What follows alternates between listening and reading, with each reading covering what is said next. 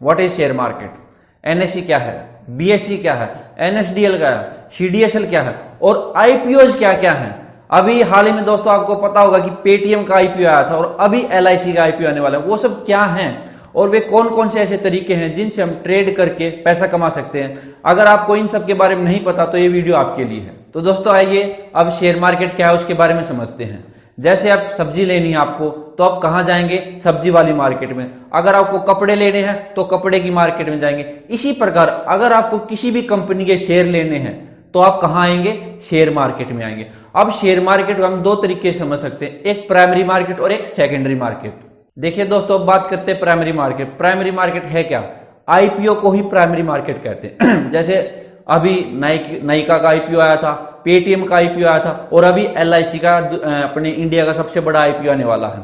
तो आईपीओ को अब आप ऐसे समझिए कि एलआईसी का सबसे बड़ा आईपीओ आने वाला है। अब एलआईसी कंपनी को अपनी कंपनी के लिए फंड रेज करना है और वे अपने शेयर पब्लिक में डिस्ट्रीब्यूट करेंगे। इनसे क्या होगा, एलआईसी के शेयर पब्लिक के पास आ जाएंगे और पब्लिक का पैसा एलआईसी को मिल जाएगा। तो इसी प्रकार यही काम होता है आईपीओ का। इस माध्यम से कोई भी कंपनी लिस्ट होती है एनएसई और बीएसई में। तो दोस्तों यही काम होता है प्राइमरी मार्केट का।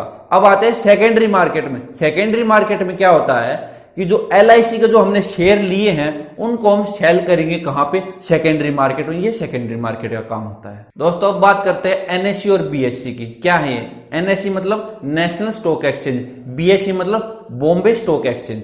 बॉम्बे स्टॉक एक्सचेंज एशिया का सबसे पुराना स्टॉक एक्सचेंज है।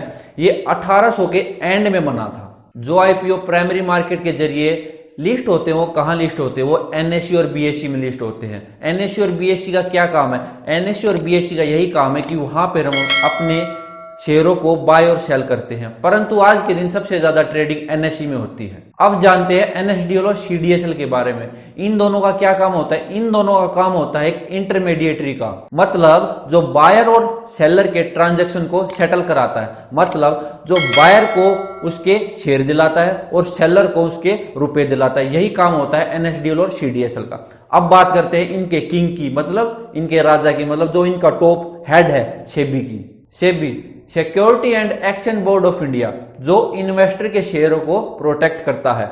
कुछ गलत ना हो रहा हो, कोई स्कैम नहीं हो रहा हो, इनकी जानकारी कौन रखता है, सेबी रखता है। SEBI security and exchange board of India, SEBI stock exchange को रेगुलेट करता है। जिस प्रकार सभी बैंकों का राजा कौन है, सभी बैंकों को कौन रेगुलेट करता है, आरबीआई। उसी प्रकार एक कॉमन मैन को प्रोटेक्ट कौन करता है, पुलिस। उसी प्रकार शेयर मार्केट को कौन देखता है, सेबी देखता है।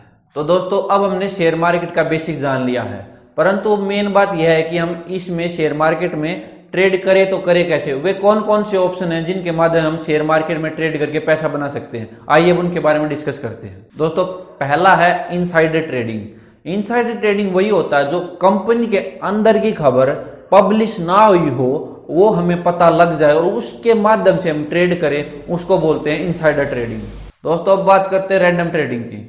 100 में से 80% लोग इंडिया में रैंडम ट्रेडिंग का यूज करते हैं, जो कि बहुत बेकार तरीका है पैसे कमाने का। पैसे कमाने का नहीं, पैसे गंवाने का बहुत अच्छा तरीका है।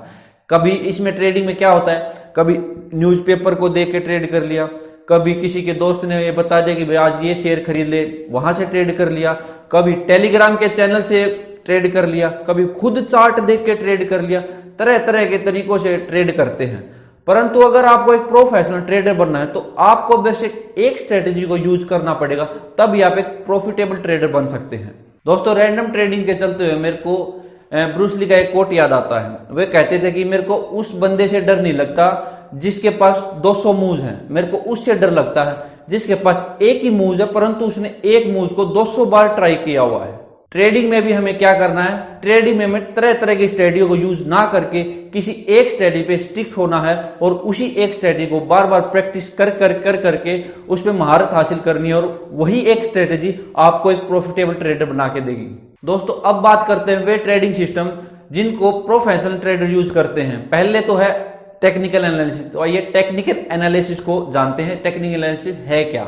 Technical analysis it's nothing but study of price and volume. दोस्तों टेक्निकल एनालिसिस चार्ट को देखकर ट्रेड की जाती है। मैं खुद भी एक टेक्निकल एनालिसिस हूं। मैं टेक्निकल एनालिसिस को यूज करके ही पैसा बनाता हूं और फिर कभी एक वीडियो में डिटेल में बताऊंगा कि टेक्निकल एनालिसिस को हम कैसे यूज करके पैसे कमा सकते हैं। अब आगे चलते हैं, दूसरा फंडामेंटल एनालिसिस।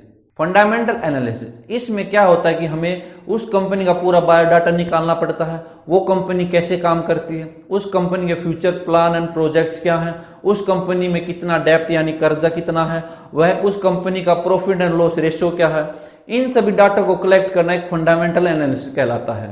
दोस्तों आज के दिन जो दुनिया के सबसे रिच पर्सन है जो शेयर मार्केट में है वो है वॉरेन बफेट। उन्होंने फंडामेंटल एनालिसिस को ही यूज करके इतनी वेल्थ क्रिएट करी है। दोस्तों इस वीडियो का यही अंत करते हैं। मैं आशा करता हूँ आप सभी का कॉन्सेप्ट, बेसिक कॉन्सेप्ट क्लियर हो गया होगा और हम अगली वीडियो में क्या क्या जानेंगे बता देता हूँ आपको। अगली वीडियो में जानेंगे बुलिश क्या होता है, बियरिश क्या होता है, स्टॉप लॉसेस क्या होते हैं, टारगेट कहाँ लगाते हैं, एग्जिट कहाँ करना होता है और डीमेट अकाउंट कहाँ खोलने पड़ते हैं, बाय सेल कैसे होता है, रिस्क मैनेजमेंट क्या होता है, ट्रेलिंग स्टॉप लॉस क्या होता है, इन सभी के बारे में अगली वीडियो में पढ़ेंगे।